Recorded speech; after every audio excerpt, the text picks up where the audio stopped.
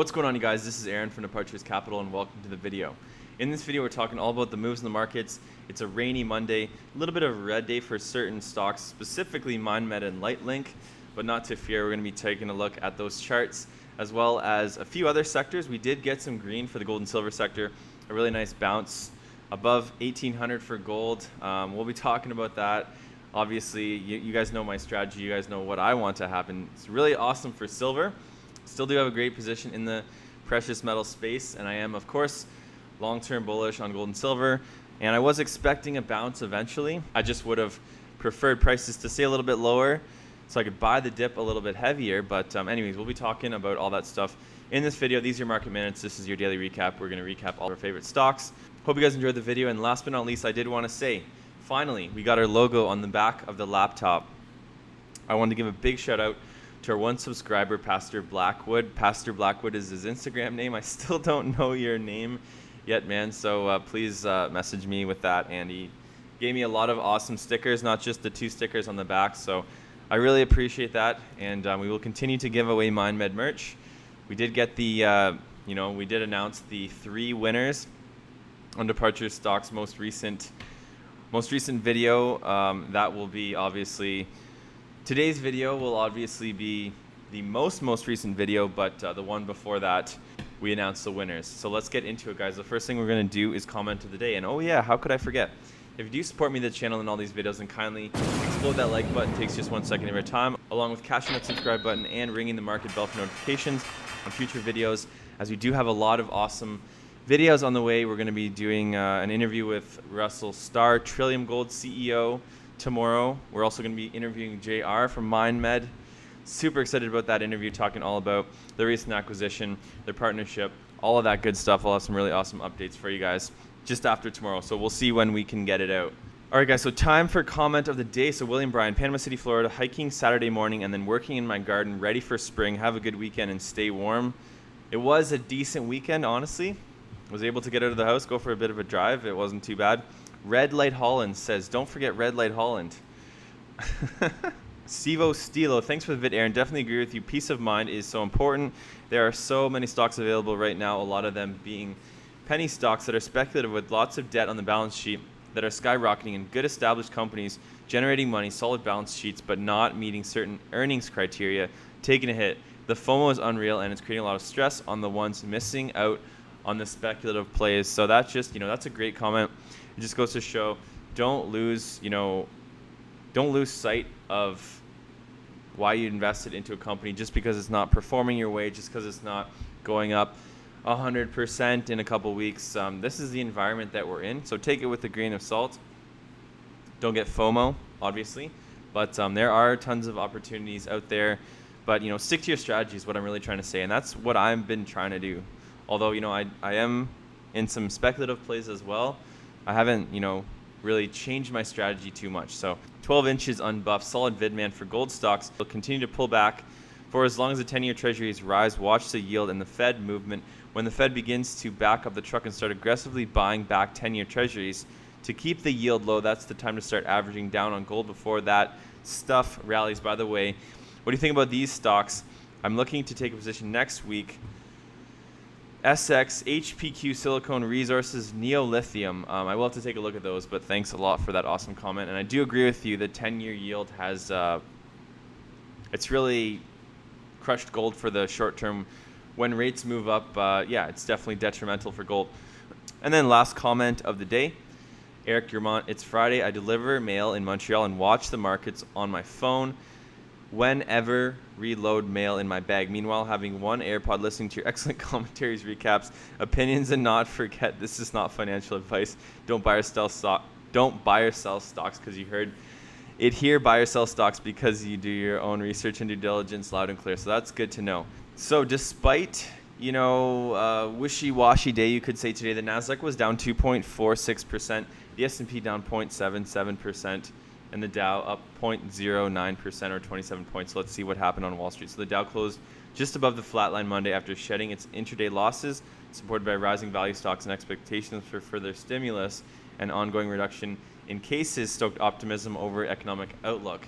So by the looks of it, guys, we're getting a little bit of a rotation into those beat up stocks value, stocks in the Dow. The Nasdaq's taking a hit today, and let's see what happened for silver. And holy smokes, what a day it was for silver, up 3.5% to 28.21. So like I said, I've been much more bullish on silver. That's why I've held on to basically all of my silver positions, have reduced positions in gold. Gold did have a good day today.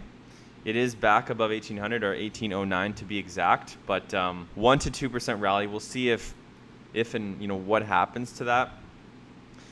But silver creeping right back up on those yearly highs, that $30 level. We're just one more move away from touching 30 again and potentially breaking out. So we're seeing a lot. We're seeing really nice performance in the silver stocks today. So I will be talking about that. So let's take a look at the charts for Mindmed, and continuing to lose a bit of momentum. Another weak close, like we're used to. This is 3 days in a row. Weak close, red at the close. I don't know who's selling red at the close, but yeah, we're at 483 now.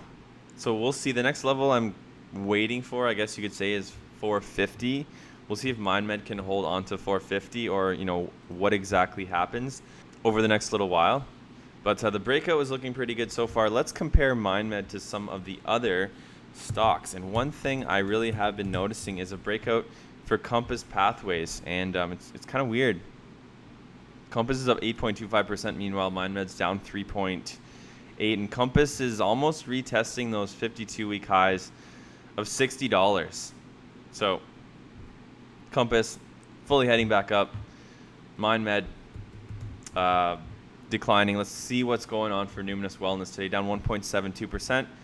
So not the biggest decliner. I have been noticing, not all psychedelic stocks are moving together. Let's see what's going on for Red Light Holland today, guys. Down 4.9%. So below 50 cents now. This is definitely one, that it's coming back onto my radar. If we do lose this level of support in the 40s and it goes into the 30s, I'll definitely take a look at it again. Let's see what's going on for Cybin. Cybin's down 1% today. And last but not least, let's take a look at Field Trip Health. And Field Trip Health is up 7.46%. So the two biggest gainers so far in the psychedelic sector, or at least the ones that I follow, were Compass Pathways and Field Trip Health. Mindmed was not the biggest decliner, but it was one of the biggest decliners. And very interesting. So let's take a look at some news for gold and silver. I want to talk gold and silver, and then we're going to get to our watch list to see what were the top performing gold and silver stocks and which stocks am I looking at today. So gold wins the fight between inflation and reflation, Van X Fosters. The gold market is breaking its chain with interest rates as prices push back above 1,800, even as a 10-year bond yield holds at its highest level in nearly a year, above 1.3%. There's a difference between reflation, which is stimulating the economy to get back to normal growth, and excess inflation, which is a rise in wages and prices. Gold is not reacting to inflationary pressures because there is not yet any evidence of excess inflation. I don't know about that one, guys, but gold is back above 1,800. We know that. Can crypto be taxed like gold? Is regulation the real threat to Bitcoin's $1 trillion market cap? So as we know, over this weekend, another milestone for Bitcoin, hitting almost 60,000. I don't know where we closed at today, but I saw it at 57K US. Despite all the good news, there are signs of worry after surpassing a market capitalization of $1 trillion. On Friday, Bitcoin prices tumbled from new record highs of 58,000 back to 50,000. At the day of writing, Bitcoin was trading for 54,000, up 6% on the day. Weighing on Bitcoin were the latest comments from Tesla CEO Elon Musk, stating that prices seem high after the digital currency hit the latest new record. So we're going to get that, but it's hard to say. Bitcoin is still heavily in the green. Let's see what Jim Wyckoff had to say. So gold futures prices are sharply higher in midday US trading Monday and have rebounded after hitting an 8-month low Friday. Short covering from the futures traders and bargain hunting in the cash market are featured to start the trading week. Outside market elements are also working in favor of the gold market bulls today. A weaker US dollar and firmer crude oil prices.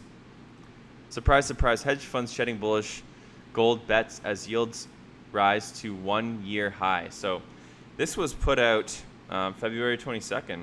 Let's see what we got here. So gold's net length dropped to 67,000 contracts, down more than 20% from the previous week. During the survey period, gold prices fell below $1,800 per ounce. So the bearish mood with Both long liquidation and short building was driven by several incidents. First, the U.S. Treasury 10-year yield increased to 1.314%, highest level since February 2020, right before this global illness hit. Second, there is growing optimism surrounding the economy given President's $1.9 trillion stimulus plan and rollout of this potential cure.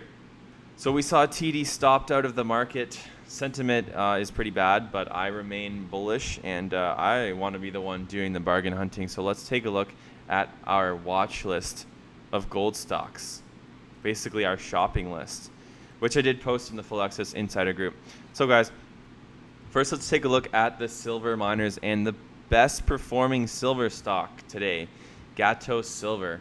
And this seems to be a tremendous runner on green days. Gatos always, multiple times it's led the way higher, and I don't know why we can't get this technical chart up here. It's pretty annoying, but yeah, let's take a quick look here. So I don't know what happened that day when Gatos spiked to $31 and fell right back down, but we were trading like 16s. I wasn't going to buy it until it slipped back into the 15s. Doesn't look like we're going to get that, but a very great day for Gatos, and I found Gatos to be a really interesting way to play. For a producer, I'm surprised at how volatile it really is, because usually we see an exploration stage company or a company like Aftermath Silver, Impact Silver tend to move because they tend to be so leveraged to the price of silver, but we're seeing Gatos be the top performer today. Wow, what a day. Aftermath Silver was up 9%. We did have Impact Silver up 8.7%. Finally, some performance for Arcana up 7.9%. Reina Silver performing really great, up 7.8%. All some of my favorite silver stocks. Discovery Metals having another strong day, up 6.4%. This, looks like a full-on technical breakout off of that bull flag. Really happy to see that. We're almost at 52-week highs, so I think that Discovery has a lot of room to run, especially with that new estimate coming out. Now let's take a look and see some of the stocks that declined. So we did get a red day for Tourmaline Metals, TriStar Gold, Gold Mountain Mining, Fosterville South. Those were pretty much the four gold stocks in the red. I still do think that there's lots of value in the gold sector, and one green day is not going to deter me from I still see a dip here. Newmont was only up 1%. We got Extra Gold up 2.8%. Kirkland Lake gaining 3%. The large cap gold stocks did have a pretty decent day. Kinross up 5%. But Barrick up 4%. But we're still at $25 per ounce. So we'll see what happens, guys. We'll see if this is just a dead cat bounce. I wouldn't be surprised if gold loses 1,800 again.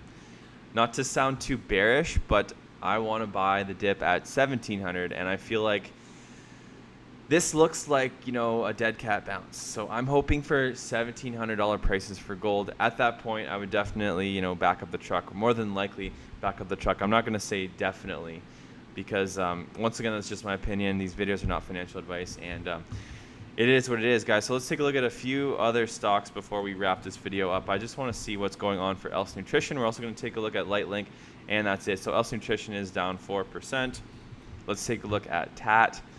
Like I said, I did notice a little bit of, some of the runners kind of cooling off today, a little bit of rotation potentially into value stocks or those, these economy-driven stocks that haven't done so well. We did see a big sell-off for tech. Tesla dropped 8.55% today. That was a big reason why I think the S&P, I think that was a big reason why the NASDAQ declined. That's a heavy red day for Tesla. So yeah, guys, I couldn't figure out why exactly Tesla dropped in the day, but I did want to point that out. I'm going to assume that the FANG stocks dropped as well. Amazon down 2%. Netflix cooling off 1%. Let's take a look at Microsoft real quick here. 2.6%. So it was a red day for tech. It was a fairly decent day for value stocks. So that's pretty much what I'm seeing. And of course, money flowing into silver and Lightlink down to 55 cents. So if we approach 50 cents as it continues to, cool off a little bit, I think that there's some decent support for Lightlink around 50 cents. So I'll probably beef up my position one or two more times over the next couple weeks and then just let it ride for the long term, as Lightlink is my one play on crypto, guys. So anyways, That's my market recap. That's my commentary. Hope you guys enjoyed it. Drop some comments below. Let me know what you think, what your plan is for the week, and I'm out of here. Always remember, guys, Departures Capital is for information, education, and entertainment purposes only. Don't buy or sell a stock because you heard it on here. Buy or sell a stock because you've done your research, you've done your thorough due diligence, and you're making your own personal investment decisions for yourself. This video is not financial advice. We'll see you guys in our next video.